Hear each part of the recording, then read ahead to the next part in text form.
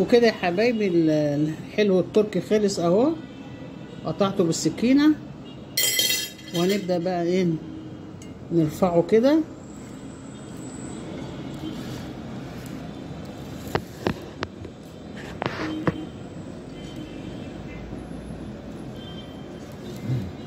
اهو بترفع معاكوا عادي جدا.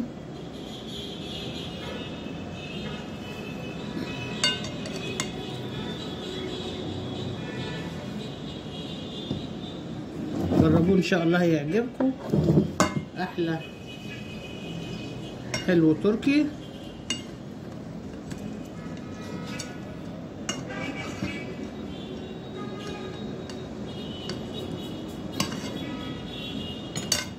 بالسكينه كويس.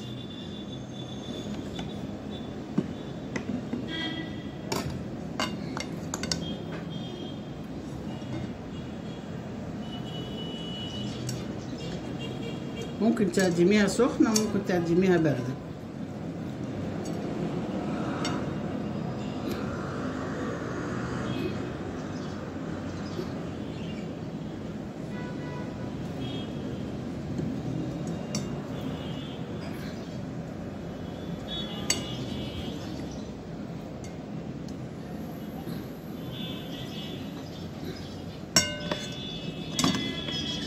مش قادرة بقى اقول لكم يا حبايبي على طعمها جميل جدا.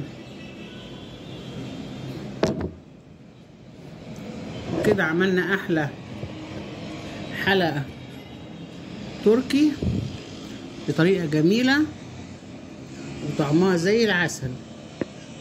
مش هتبطلوا تعملوها من حلاوتها.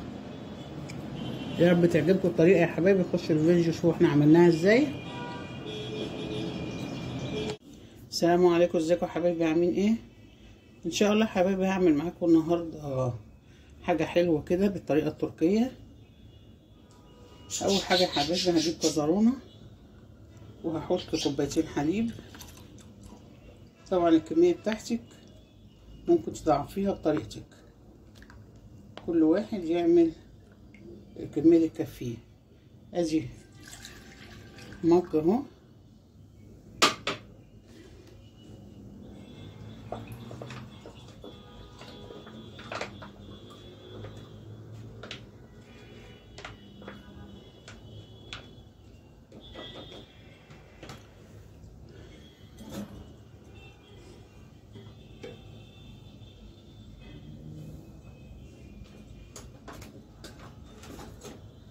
وادي المج التاني يا حبايبي.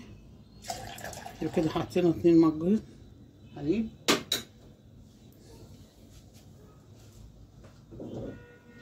هنحط معلقتين سكر.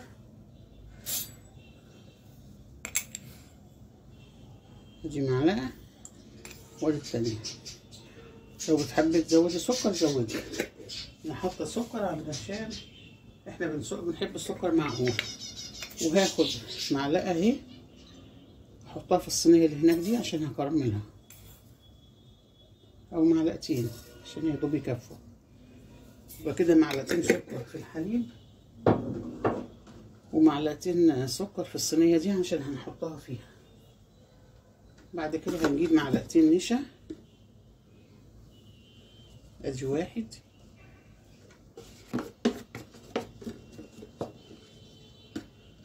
وادي المعلقه التانيه.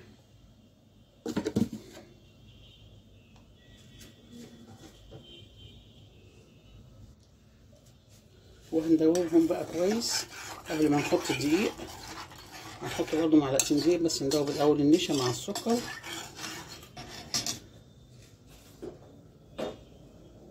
وهنحط فانيليا.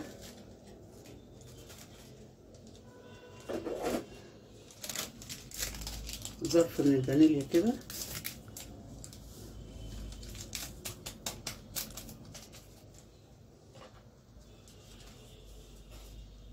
وهنقلب جامد الاول قبل ما نحط الدقيق بتاعنا. ندوب السكر خالص.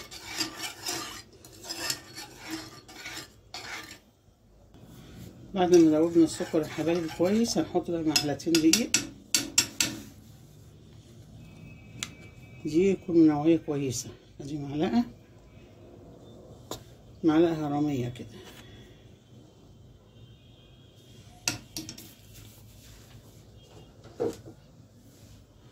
هنقلب بقى كويس الدقيق مع النشا مع السكر مع الفانيليا مع الحليب.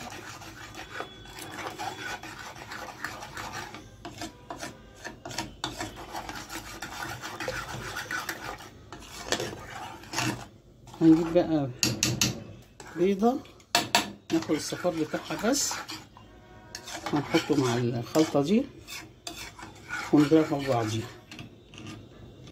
هنجيب بقى يا حبايبي بيضة وهناخد الصفار بس، مش عاوزين البياض، احنا عاوزين الصفار بس. البياض خليه تعملي بيه اي حاجة، تكوني بتعملي مخبوزات وتستعملي ايه البياض بتاعها.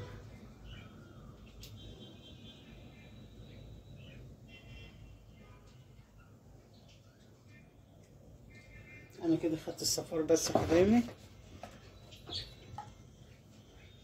ادوبه جامد مع الدقيق ومع النشا ومع السكر. مش هسيب ايدي الا لما يدوب خالص والاقي البيض ده صفار البيض ملوش اثر. نبدا بقى نولع عليها.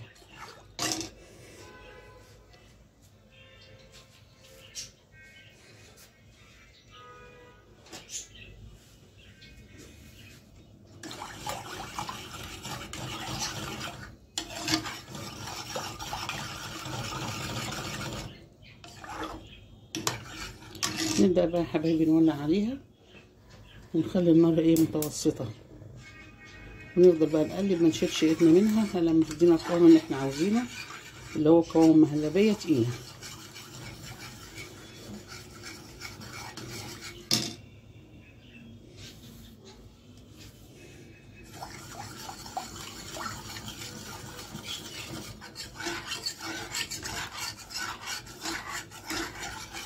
نفضل نقلب كده لما يدينا القوام اللي احنا عاوزينه. بصوا حبايبي القوام بدأ يتقل اهو، مش هنطفي عليه خالص الا لما يبكبك كده، وبدأ يتقل اهو. ايدينا فيه على طول لحد ما ياخد بكبكه كده ونطفي عليه.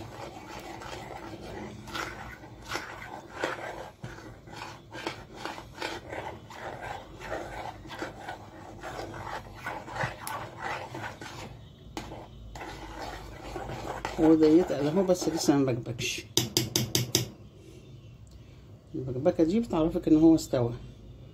هو خلاص دخل اهو في البكبكه اهو، تقليبه جامده بقى كده واطفي عليه.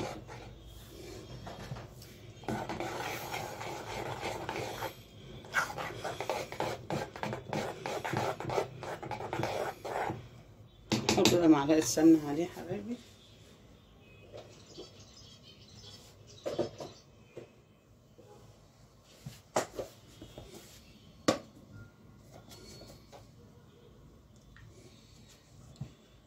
معلقه سمنه اهي، وهنسيبه بقى لحد ما نعمل السكر العسل المكرمل.